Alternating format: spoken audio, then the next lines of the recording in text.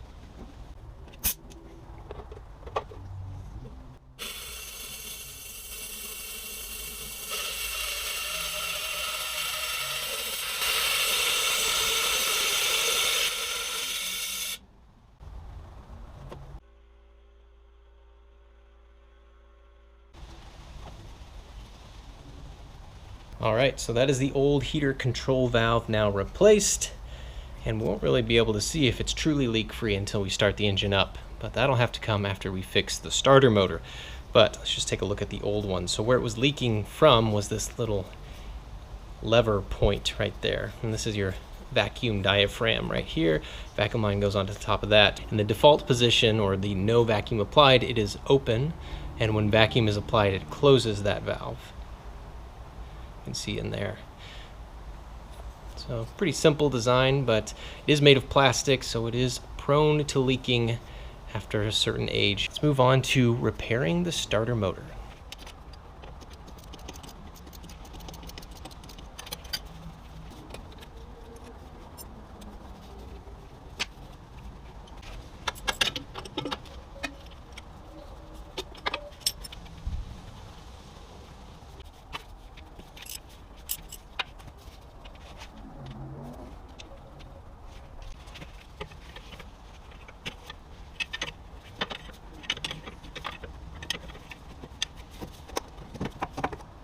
Alright, so that's the starter motor removed. It's looking pretty filthy, so I'm going to give this a good cleanup and then we'll get to replacing the starter solenoid here. Alright, that looks a little bit better. So the only thing needed to remove the solenoid is these 3 Phillips head screws and this 13mm nut on the back side.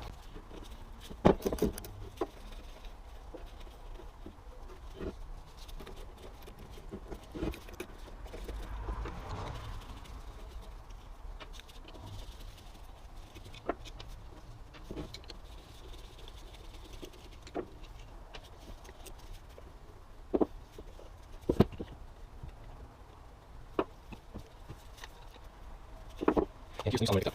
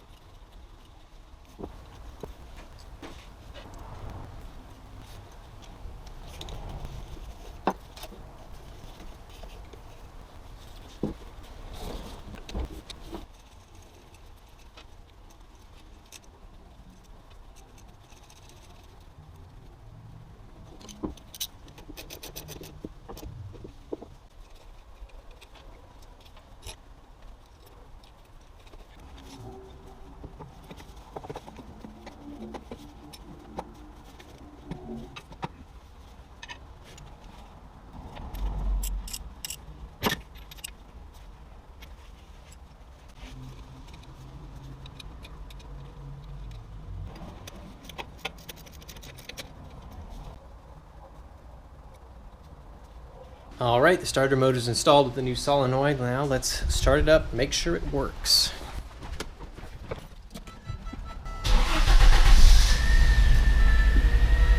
I'd say that works just fine.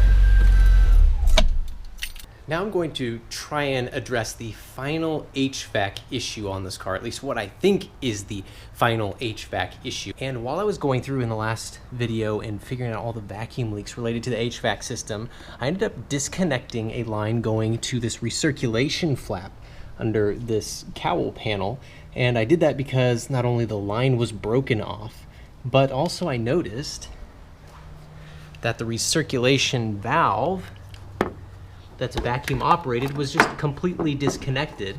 And you can see this, there's this door flap. Of course you can't really see it very well, but basically that vacuum solenoid or that vacuum servo pulls this closed and it recirculates the air in the cabin instead of pulling in fresh air.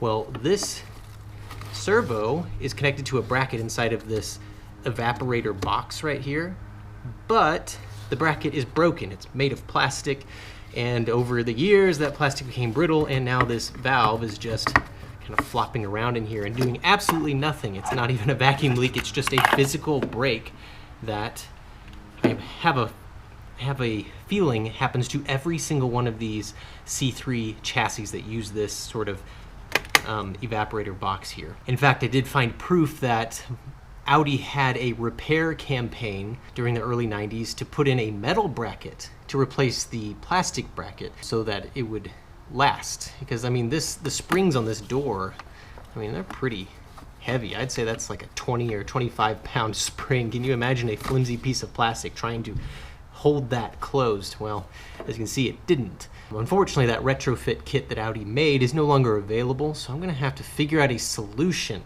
Now, the other issue that this has caused is that with this being left open like that, all this dirt and debris and leaves and twigs have made it inside of there, which is also probably restricting airflow quite a bit. So I'm gonna kind of feel my way through this. I've never done it before, but I know there's another flap inside underneath the dashboard, so let's go check that out.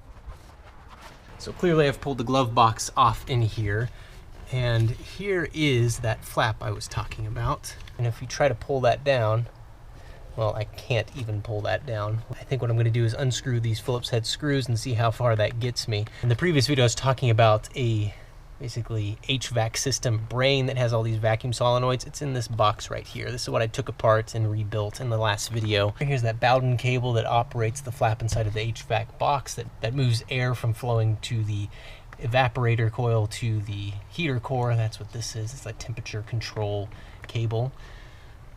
But anyway, I'm going to remove this and we'll see what we're left with.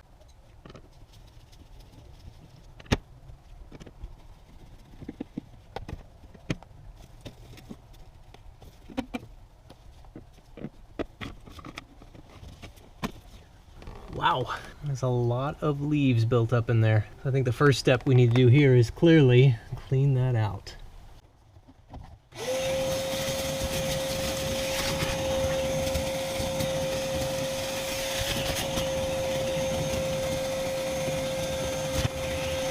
All right, so I've got that all vacuumed out and the evaporator coil looks much better.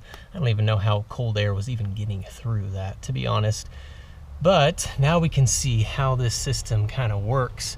And this bracket that holds the recirculation flap closed is actually the same bracket that opens and closes the fresh air flap above. It just hinges in the middle, but it's the same flap.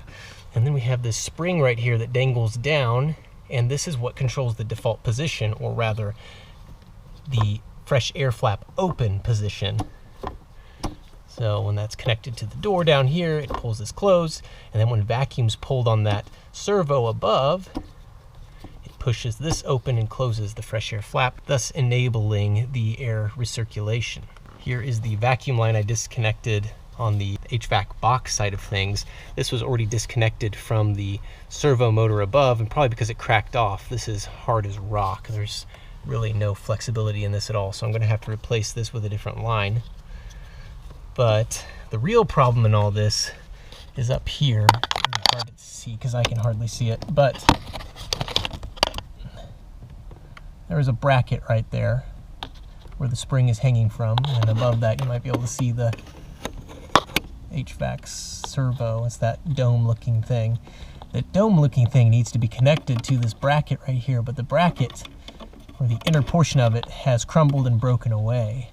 So I'm going to have to make some sort of makeshift bracket to fit in there to hold that vacuum servo stationary so that the whole system can work again. So I'm going to get to thinking on how to do that, and also think about how I'm going to rig up a new vacuum line. All right, update here. So you can see that I got the vacuum servo out of there.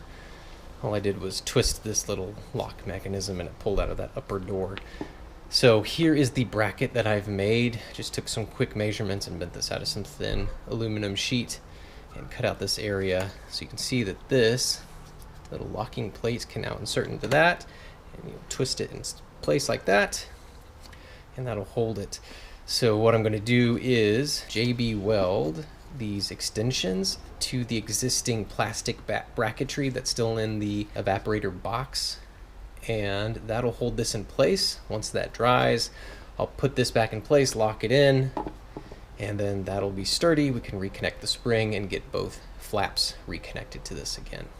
All right, so an update here. I have JB welded that bracket up in to the evaporator box area. Kind of see it up in there. Guys, this is extremely tight. I couldn't even see it myself, so sorry, you don't get much of a good camera shot, but you can kind of see the back side of it right there. And then I did put some JB weld on where that spring mounts there, that crossbar, so that the spring could have a little more strength there. And also notice I've got a new silicone vacuum line coming in now from the other side of the box, because I simply couldn't get this into the existing hole or find a place to drill a new hole on the other side of the box. So I just went to the other side of the box where it's much more accessible, drilled a new hole, and fed this through.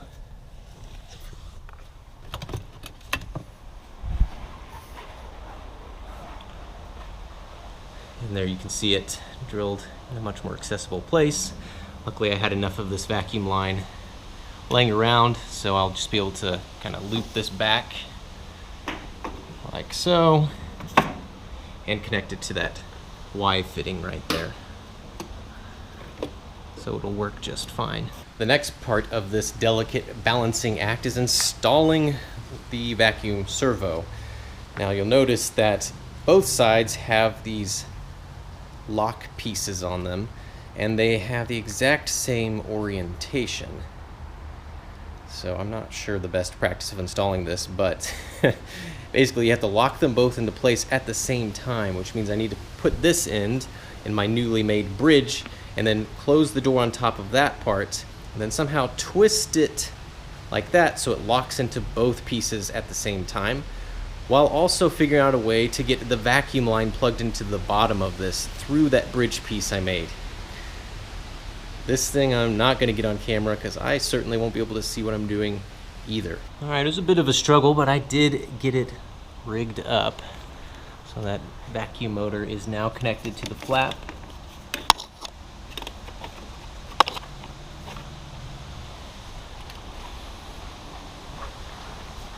And that bridge appears to be holding up okay. You see that up there. And I was able to get the vacuum line hooked up to that. So when you push these arms down here for the bottom flap, see, it's connected properly now.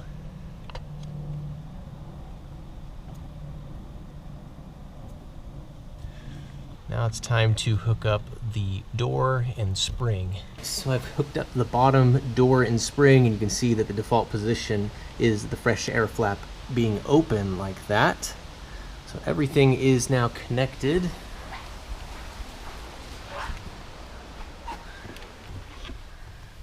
See that that door is now in place and closed. So now let's prove that the vacuum system is in fact working. So what I've done is I've hooked up that silicone vacuum hose going to that vacuum servo to a small vacuum pump that I've got here. Just give it a few pulls and we'll watch that door shut.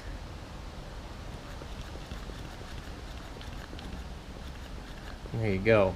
And I've found that this system runs about 15 inches of mercury when under vacuum when the engine's on.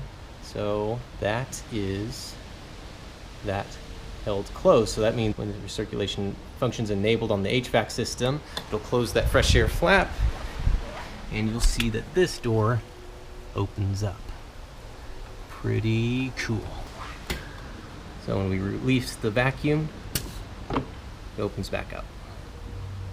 Now all that remains is to hook this vacuum line up to the T-fitting.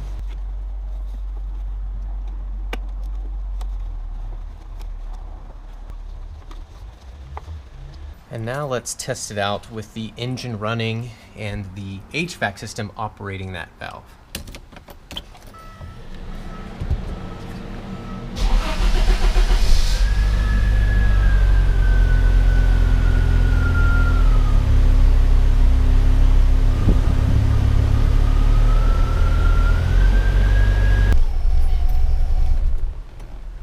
Here's an example of why you don't put the entire thing back together until you've tested it properly, and that means with the car running as if you were trying to use it for real.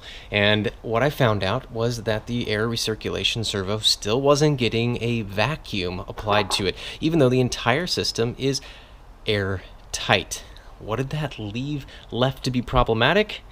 Well, the vacuum solenoid in this little brain mechanism behind the glove box. Luckily, this is easily accessible with all of the things I already had removed, so I pulled this back out. Now, in the previous video, I mentioned that I went through here and cleaned each one of these vacuum solenoids by just spraying some lubricant in there and then applying voltage directly to them, kind of exercising them, working that lubricant in, and getting them to hold a vacuum once again. Now, when I put this back in the car, all of these tested fine, all of them held vacuum, and when voltage was applied, they'd transfer vacuum to the main vacuum line. However, the air recirculation one, which is this one right here, is no longer operating. When I apply voltage to it, I don't get much of a reaction from it, and I certainly don't get it releasing the vacuum or transferring the vacuum into this other line, which then transfers it to the air recirculation valve servo. So to kind of see what I'm doing here, I'm going to show you how it works on a solenoid that does function, which we'll just use this one for an example. So we have to remove this line. This is the one that goes to the actual vacuum servo in the HVAC box, and this one is the vacuum that's coming from the engine.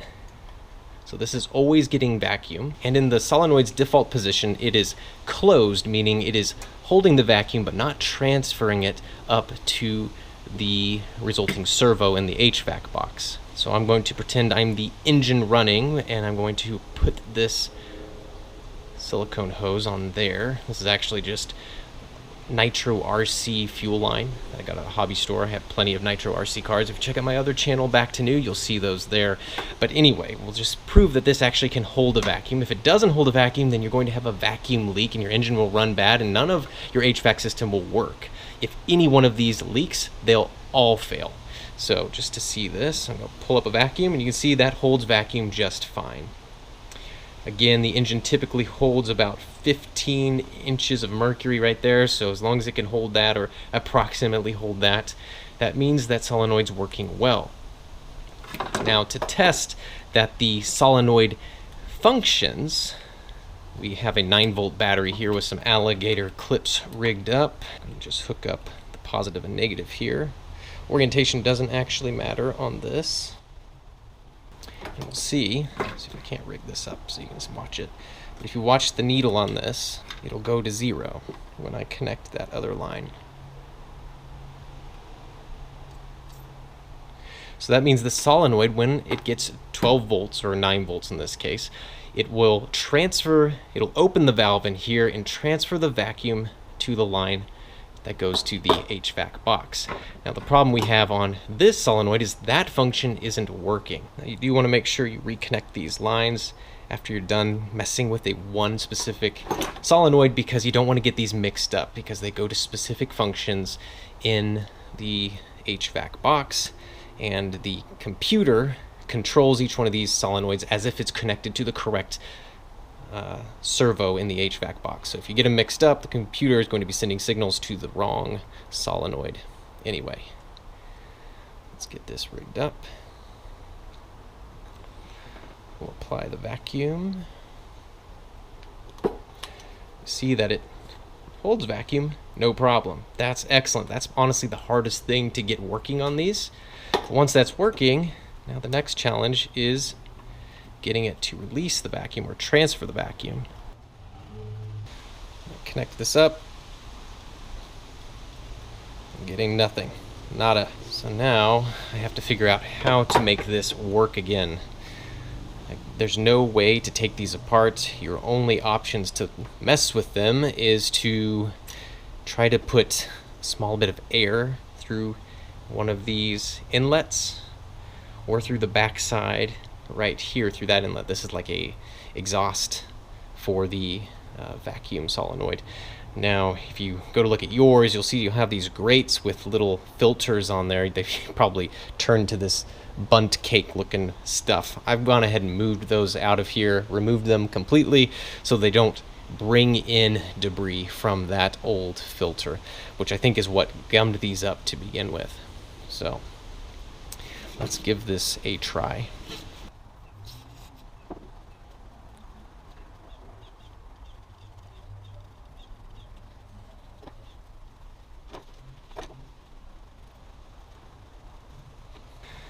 Alright, so I think unfortunately this solenoid has met the end of the road. Something inside of here has clearly blocked the internal movement and I can't break it free. There's just no access to it.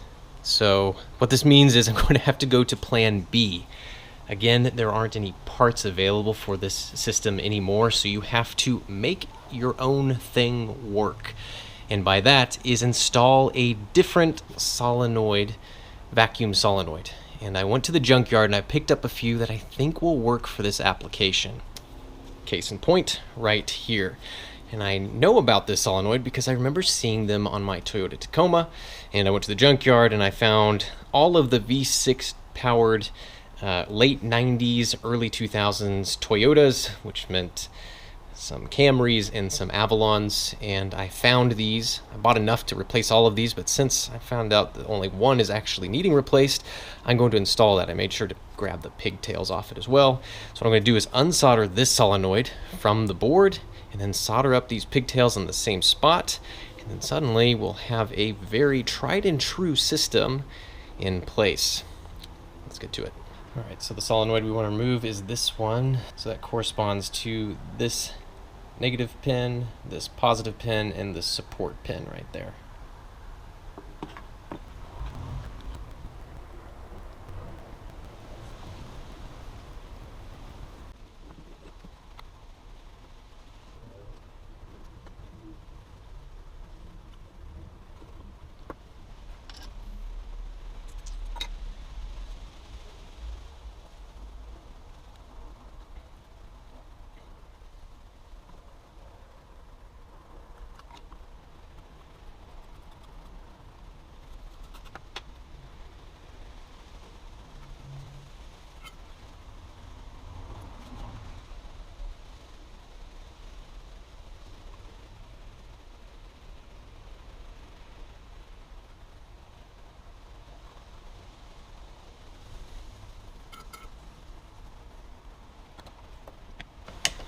Okay, now let's give this a test now that it's soldered to the board.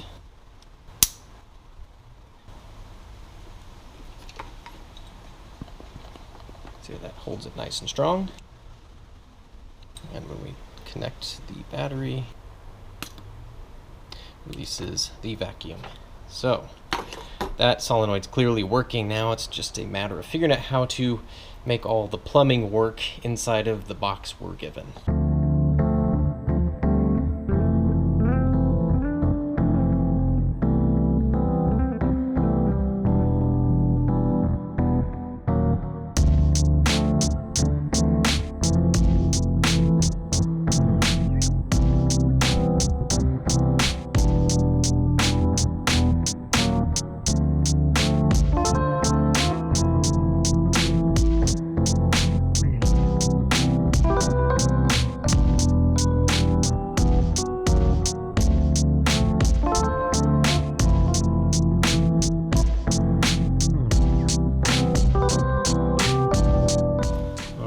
that is reassembled. It is kind of cramped in there now, but it's all right because now we have a working solenoid. Now it's time to put this back in the car and see where we can't stuff this thing. Did put some zip ties in here to make sure that there was no undue stress on those wires coming off there, as well as the vacuum line, so it doesn't slide around and accidentally come off that manifold right there. Just need to put this little cover back on.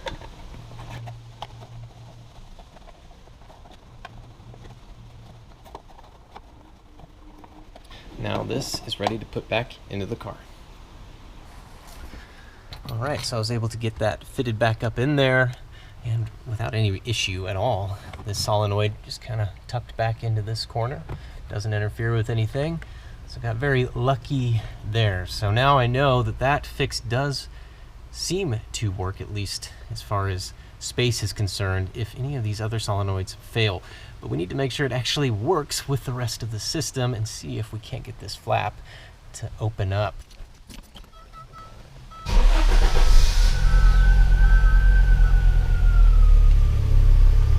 Well, would you look at that? It's already opened.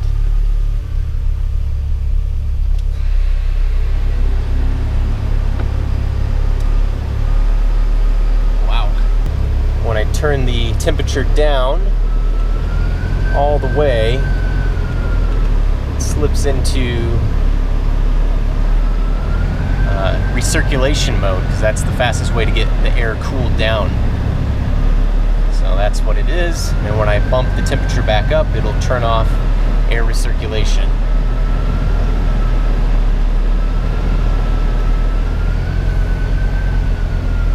There you go. So that did take the better part of a weekend getting that system working, but these are the kind of repairs that suddenly make the car usable again like a car. These are also the kind of repairs that are send it to the junkyard type repairs, because no one wants to put the time in to fix them correctly.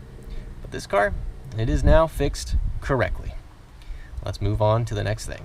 One of the parts you have to remove to get to the HVAC box and that air recirculation valve is this cowl panel. And you want to talk about a part that is impossible to replace anymore. It's not even something that you can hope to find in a junkyard because it's made of such brittle plastic, very thin plastic. This was probably vacuum formed, and Audi stopped making them probably 25 years ago, and the aftermarket doesn't have anything either.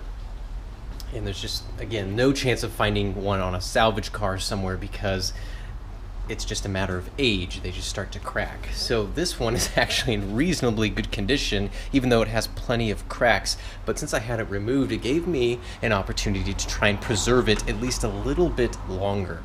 And I did that by using a adhesive called shoe goo, and I just lathered it on to all the cracks throughout here just to keep it from cracking even further. You have to be extremely delicate removing this, and I really hate removing it because I know every time I do it I risk just totally obliterating it, and then once that happens there is no cover protecting the HVAC box from rain and ice getting in there. So this is a very critical component that you simply can't get anymore. So I just went ahead and took some precautions to try and make this one last a bit longer. And putting that on those cracks, actually it's made it a lot stronger. It used to be really flimsy and now it's a bit sturdier. So that is good. Should make it last for at least a couple more years, I hope, because once it's gone, it's gone.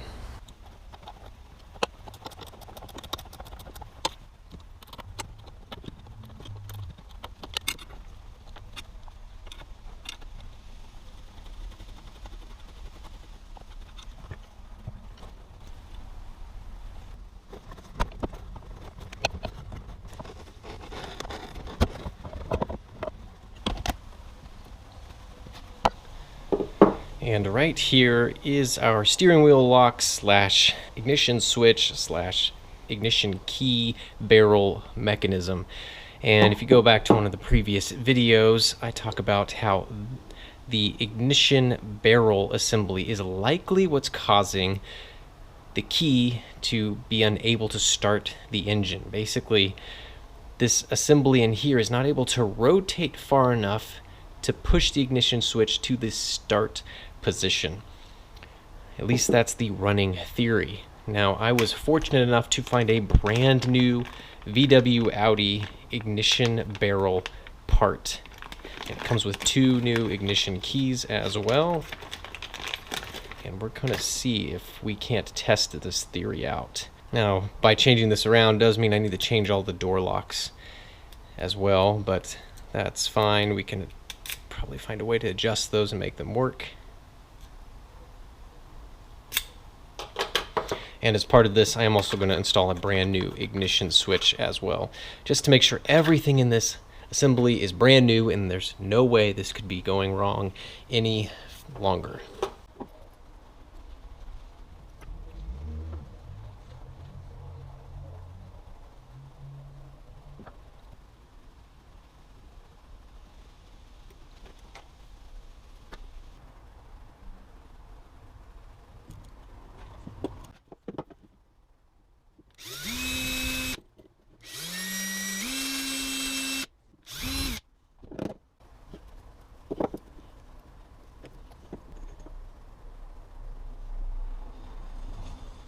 And with them both pulled out, you can see that they are slightly different. Here's another example of how this car is impossible to find parts for. Even when you think you found the right part number, once you remove the old one, compare it with the new one, they're different.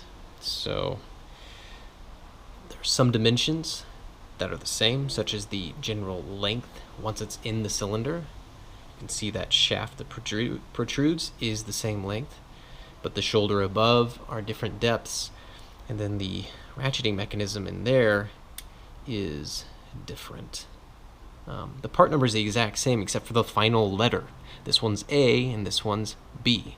They're both made by VW Audi, Huff parts, so I don't know. I guess we'll try to insert this and see if it works. If not, we can always put this one back in and just say, oh well.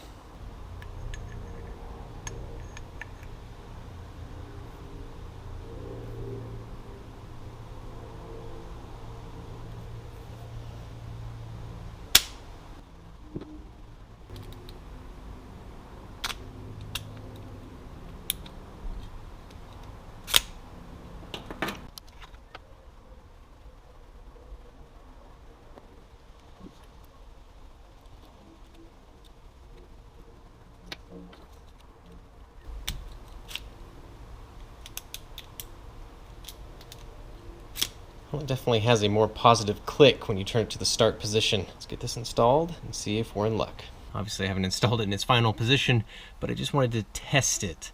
And let's see how it goes.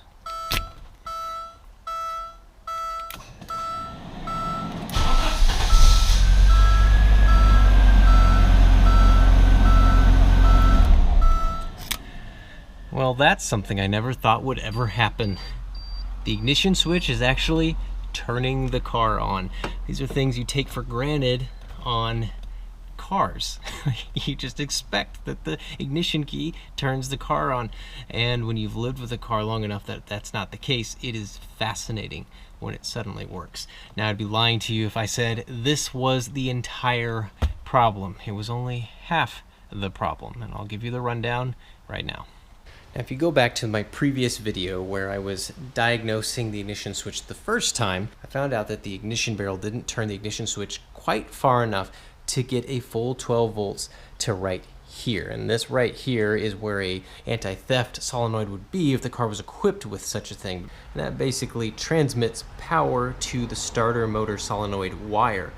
Now, I wasn't able to get a consistent 12 volts at that location. However, now with this new ignition barrel and ignition switch combination, I am now getting 12 volts at that every time I turn the key to start. However, the problem is that the wire that connects to that relay spot down to the starter motor has a break in it somewhere. And who knows where that break is. I tore the bottom side of the driver's side footwell apart. I got all up in here, pulled the relay panel out, looked at the wires. There's absolutely no indication from the parts that I can see that the wire is broke or has been messed with at any point in time. And ultimately, there's no good way to get to the wire that runs from the firewall over here and runs across the front of the car and goes to the starter motor. And that's because it's part of the main wiring harness cabling in the engine bay. And the only way to get to that is to pull out the ABS system and to pull out your radiator and pull out everything in this area of the car. And then you have to cut open that wiring cabling and find the wire you're looking for and see if you can't figure out where it's been cut or whatever's going on. So what I did was I cut that wire out of the system completely and routed my own new wire to the starter solenoid.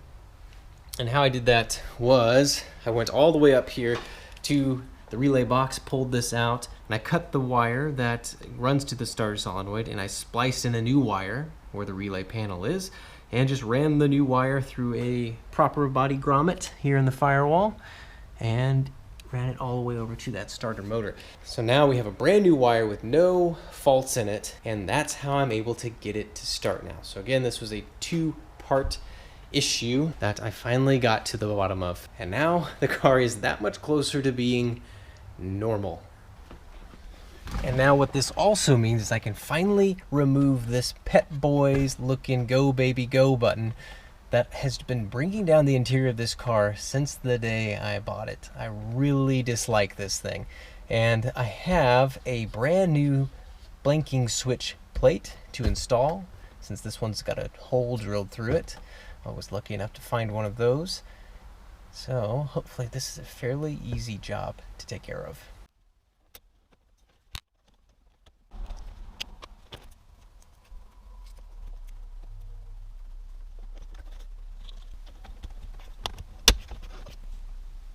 Now, before reassembling the entire dashboard area, I'd like to address this steering wheel. Now, the first thing that needs to be addressed is the general filth of it. Multiple viewers have commented saying how disgusting it looks, and they're not wrong. There are 30 years worth of gunk built up on this, and it's gross. So let's see if we can't give it a good clean.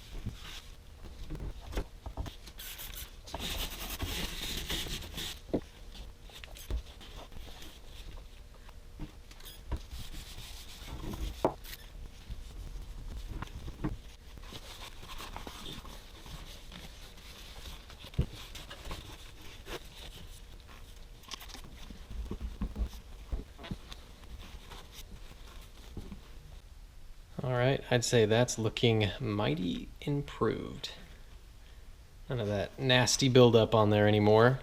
Has a nice shine to it. Luckily, the leather is actually in great condition underneath.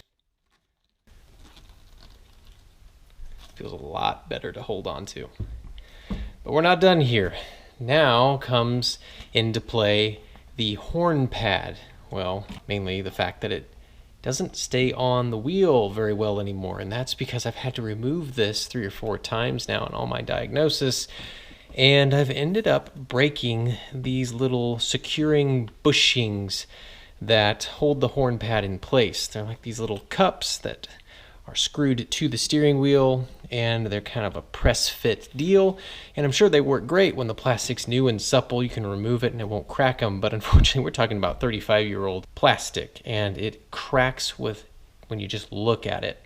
So that's what's happened. I have one that's still intact and 3 that are very much broken off in the receiving ball cups here in the horn pad. I thought for a moment that you couldn't get these parts anymore, and I thought I was just stuck with a kind of floppy hanging off one post horn pad, but I was able to source the correct part number, and luckily it's still available from Porsche.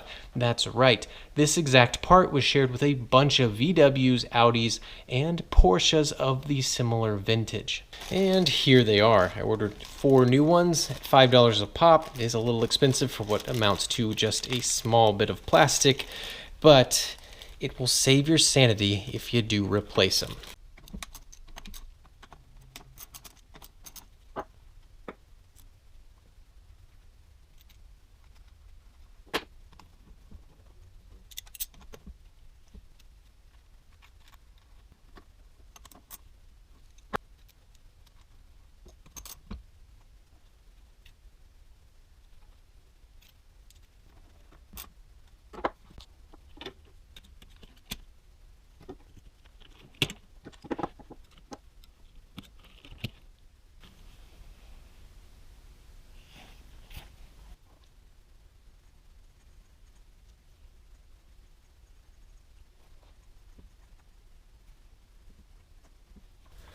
All right, that's a simple fix. Let's get this back in the car. And there we are, steering wheel installed, horn pad in place. Gotta say, that is what I can call a nice result. Next, I'm going to start refinishing the black trim on the bumpers and lower chip guard panel. Now, I know there are various methods of trying to bring back black plastic like this, but none of them have the staying power of simply respraying them with fresh paint. So that's the tactic I'm going to take on this.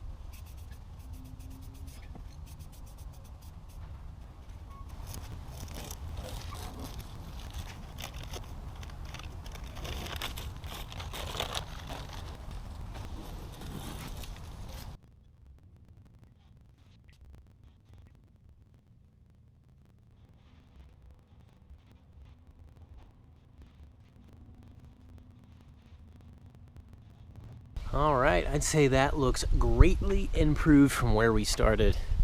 Now, I'll admit that the black paint on the bumper is a little uneven, so I might have to hit that up with another coat in the future, but it looks so much better than it did before. So that touch-up paint I used was color matched to this car, and it does have a clear coat component, so I put that over the top, so it sealed it up. And now we don't have any nasty chipped paint areas showing up anymore. The rocker panel chip guard looks good, nice and deep black now. No more of that light gray, faded out look. Next on the docket is dealing with issues regarding the doors, and first of which we will attack the door locks.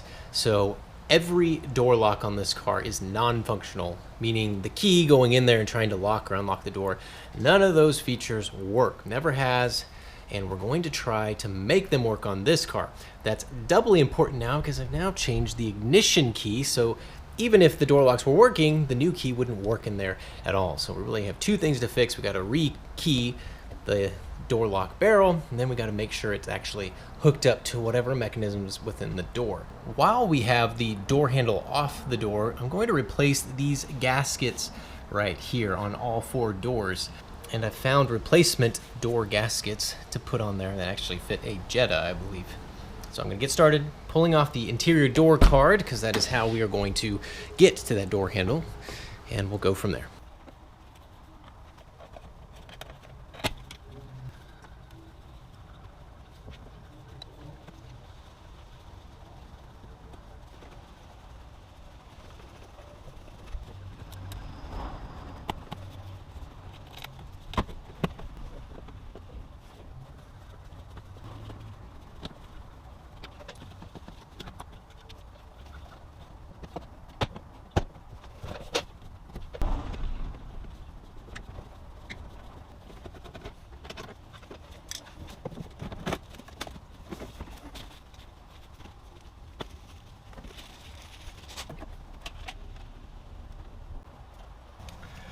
Well, I found the real reason why the old key didn't work in this door lock.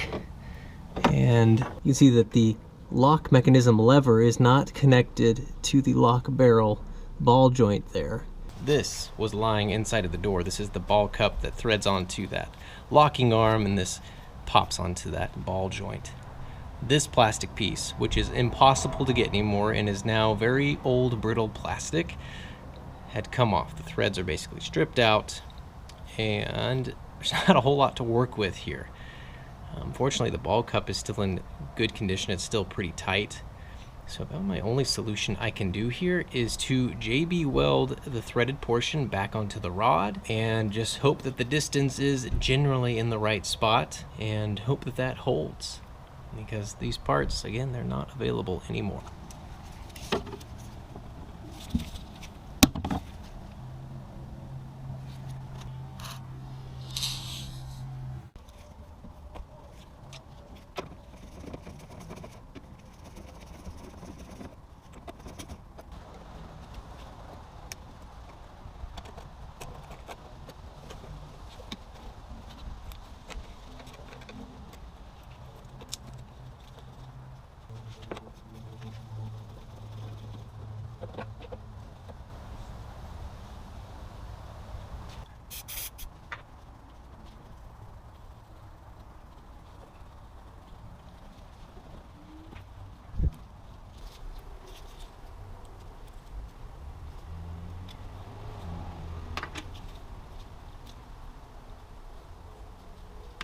Alright, so now that we have this out, we can remove this screw and we should be able to remove the lock barrel.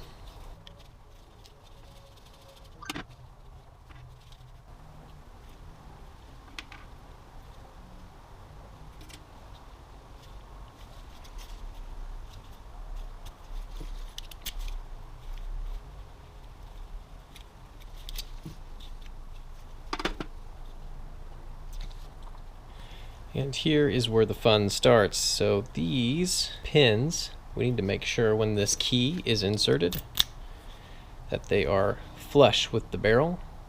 You can see that a couple of these are not. Like the ones we are concerned with look like this one and that one.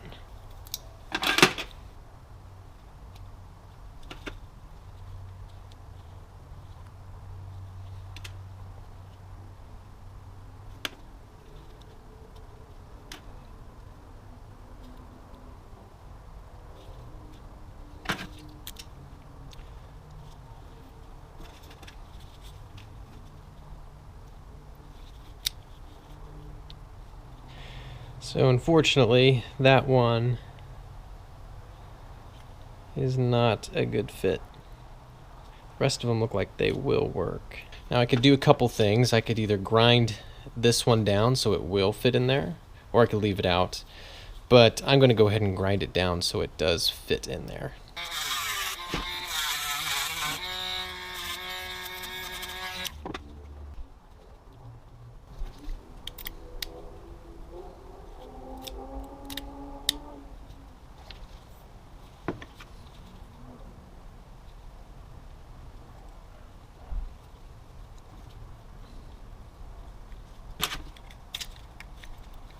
Look at that. Perfect. That's all there is to it. You just got to make sure all those pins align with your new key. Grind the various pins down that you can't find a match for, and then you're good to go.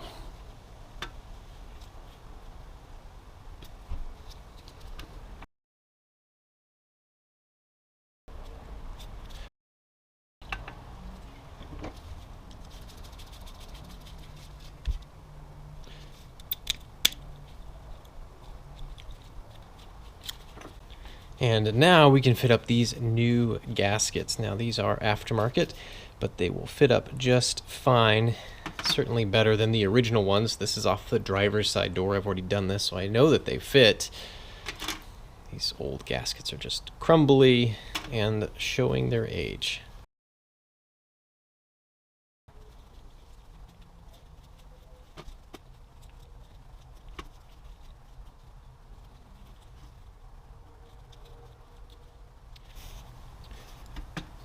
I did have to buy the entire handle to get those gaskets, and again, these are off of I think a Mark I Jetta or something, so they don't fit up otherwise. So I just use the gaskets. But as you can see, someone used epoxy of some sort to hold that chrome trim in place, and the only way to get it off is to bend it, and once it's bent, it'll never look right again because it's just very thin stamped steel. So I've got a brand new one here. This is just a blue protective coating, but it should fit up to this handle just fine, because again, the exterior dimensions of the handle are the same between many other German vehicles of this time period, and that'll look nice on there. Now, something I didn't mention until now is that in an attempt to get the ball cup off the door handle, this is the ball cup that the actual door handle latch uses, ended up breaking it because again, it's extremely brittle plastic. Very unfortunate happening, but you know, this is what you got to deal with and contend with when taking an old Audi 5000 apart. Again, these are not available, certainly not as an individual unit. You might be able to find a salvage part that has the entire door arm available, but I don't want to wait around to get one of those just to find out that it's just as brittle as the one I've got here. So I'm going to use some JB Weld on this and then bridge it with a couple pieces of aluminum so that it gives it extra strength. And once that sets, it should be just as strong, maybe even stronger than new.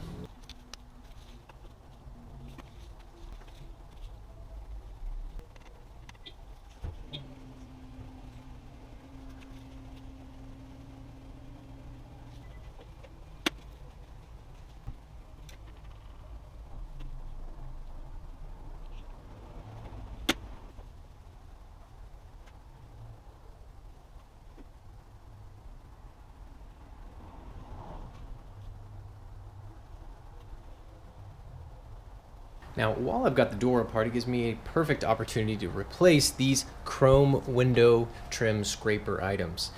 Now, normally I wouldn't worry about a cosmetic defect like this, especially on an older car. It's got high miles. I'm not trying to make this thing perfect, but I can't even tell you how many people have come and looked at this car and said, wow, it's really nice, and then they catch a glimpse of this, and then the whole thing goes down the drain. Like, everything is for nothing. You do all this mechanical repair, clean it up cosmetically, and it doesn't matter if this doesn't look nice. Just look at what my neighbor said. Because this is look like shit. I know. That's what everyone's been telling me. Nice car. Everyone has said basically the same thing. It just is a complete eyesore. I've even had people say, has this car been in a wreck? Because these things are wavy. And I guess in their mind they think that means the car's been wrecked. It's insane. It's crazy what people latch onto when the rest of the car is in relatively good shape. I couldn't handle it anymore, so I have bought replacement ones off of a later model Audi C3. I believe it was off of a V8 Quattro. And they're actually more robust units. They're completely metal construction, where these earlier cars, they're actually plastic with a metal overlay. And I believe what happened is it just was sitting in the sun too long and it started to warp. The glue underneath started coming up and it bended up like that. So it does look bad, I'll admit. So I'm gonna go ahead and replace those with these used but good condition ones.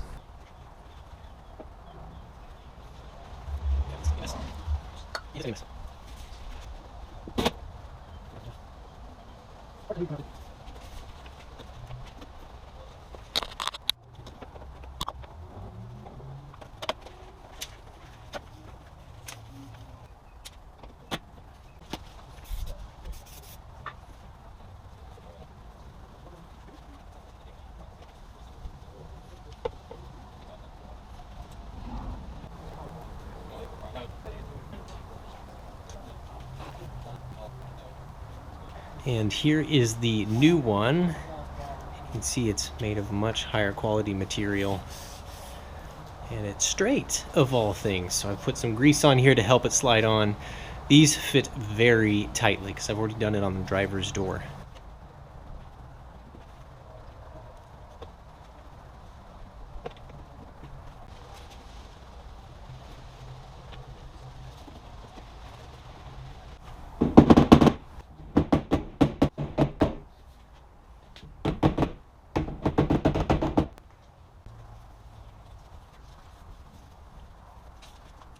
Alright, that is installed and it looks massively better. And here is the glued up rod ball cup for the door handle there. And it looks pretty ugly, but it seems strong. So fingers crossed it can actually hold up to abuse.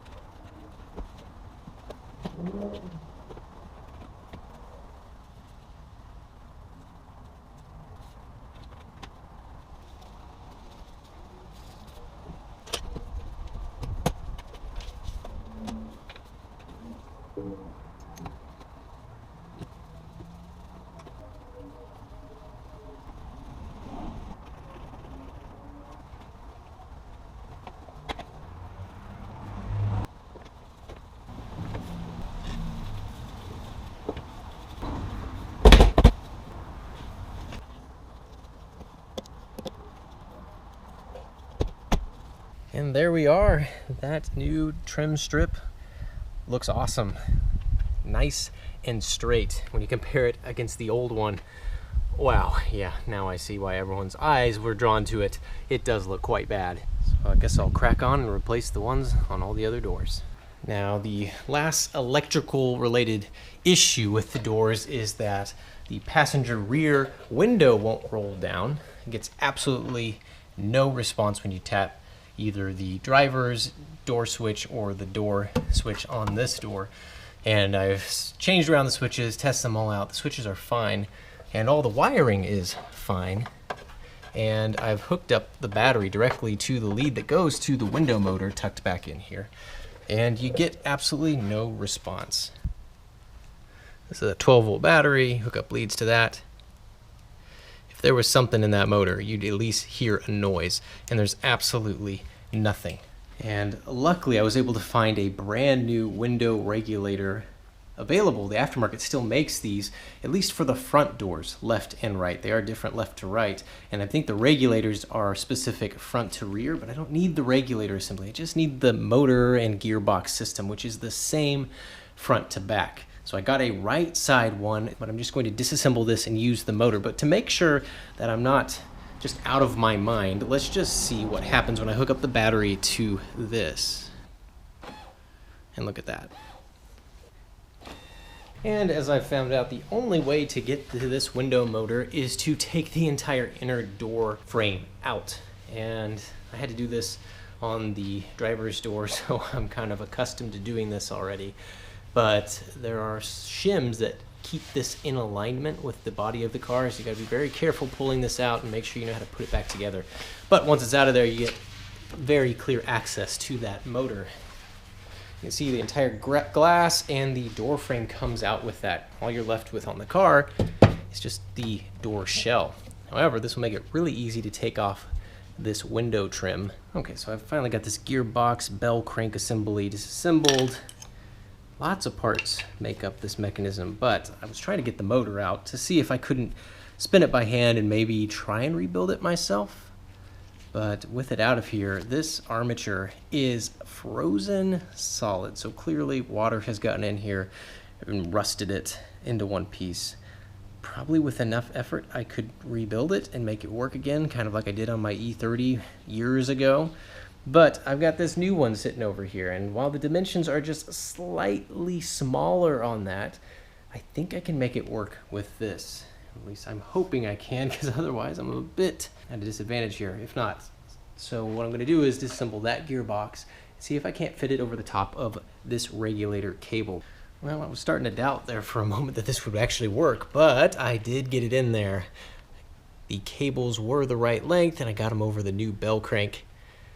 Just took a little bit of finagling, but it does fit. So I think we are in good shape here. Now it's just a matter of putting the motor back onto that and mounting it to the door frame.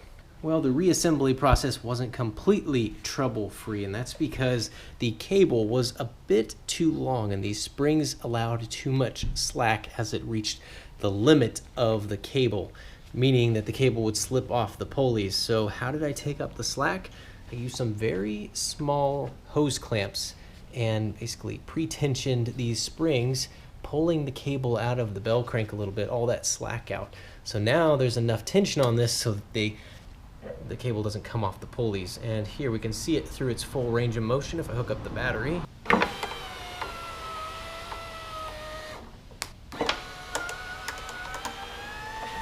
The mechanism itself works perfectly now. Now it's just a matter of getting it back in the door and hooking up the wiring. All right, so that's the door buttoned back up. Let's test it out.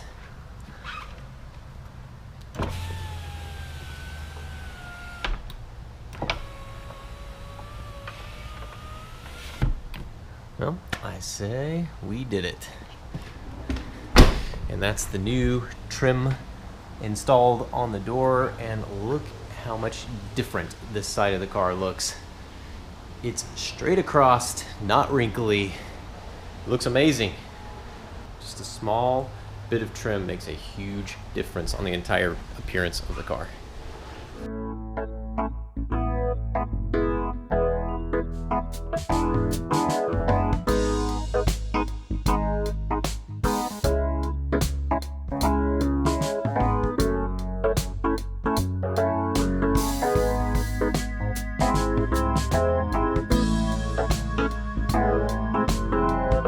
And here we are.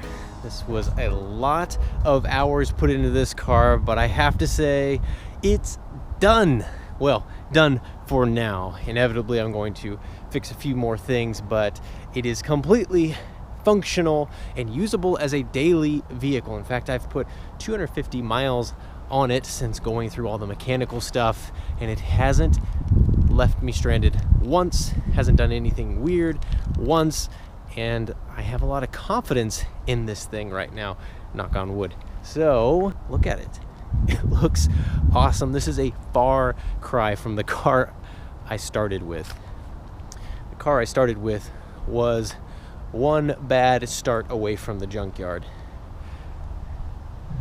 previous owners of this car extracted every last ounce of utility and functionality from it, and it was just about to be dead on the side of the road. I couldn't have gotten it any later in its life. And what a magnificent vehicle it has turned into. Everything works, aside from a couple little things like cruise control and heated seats. Those things don't actually work yet. Maybe I'll fix them, maybe I won't, but I don't actually need any of those things.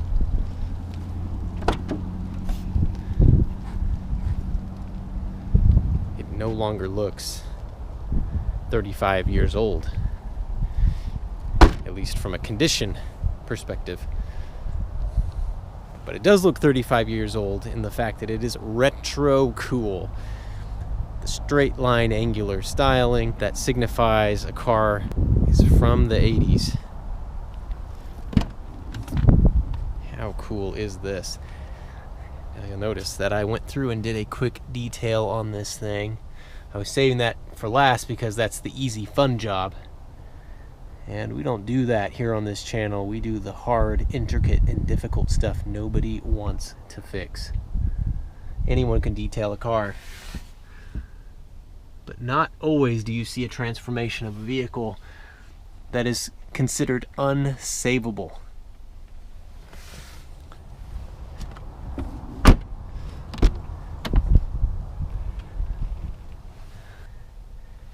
Shift knob is now raw wood. The leather was peeling off, so I just went ahead and removed it. Actually, it looks kind of cool. I don't intend to replace that shift knob at all now. Carpet's cleaned up nicely. Door cards look nice too. Look how nice that window scraper trim looks on there. Nice and straight as an arrow. No wrinkliness there. No more mistaking this car for an accident damaged vehicle or whatever. That new replacement headlight definitely freshens up the front end of this car.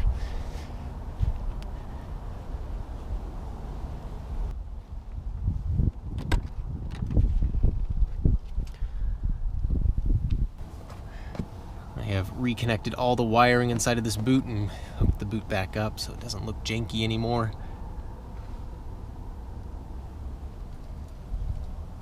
Look at that.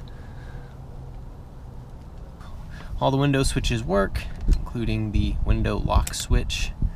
And check this out, I haven't actually shown this yet, but the door locks finally work again. Check this out. It seems strange that I'm demoing something that seems like a taken for granted item on most cars, but you can't do that on an old Audi like this. Look at that. Doors are locked and you can unlock them. They're vacuum assisted, so it's not an immediate thing like you'd expect either from a direct mechanical setup or an electric actuator type setup. But it all works. All works once again.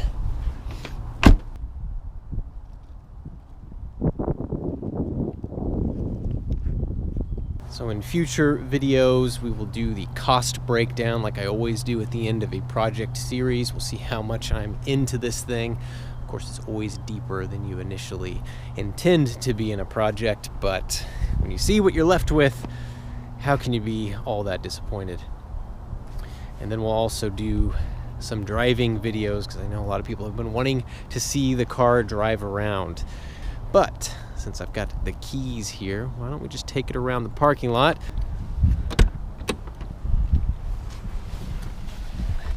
Look how clean that steering wheel is. Whose car is this?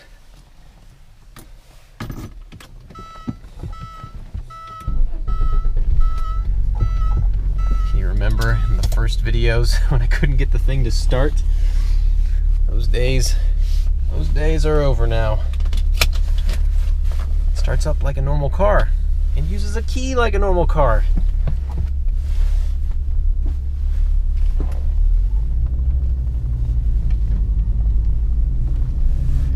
Steering is nice and tight. The suspension's nice and tight. It's a whole different car.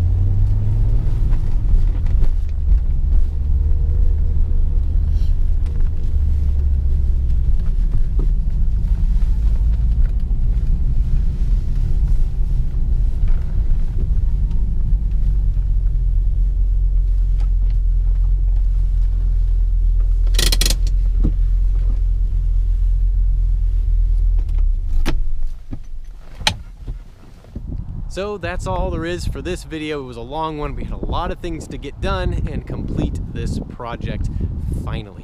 But there's still more videos to come on this cool classic Audi, so stay tuned. As always, thanks so much for watching, and we'll see you all again next time.